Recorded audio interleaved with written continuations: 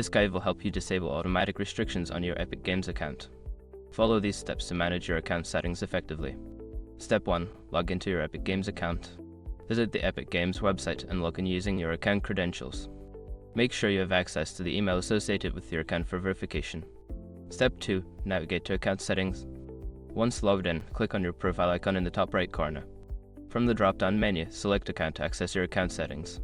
Step 3. Access Privacy Settings. In the Account Settings menu, find and click on the Privacy tab.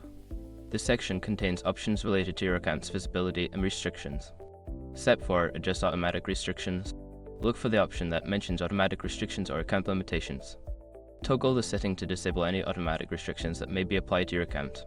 Step 5. Save changes. After making your adjustments, ensure you scroll down and click the Save Changes button.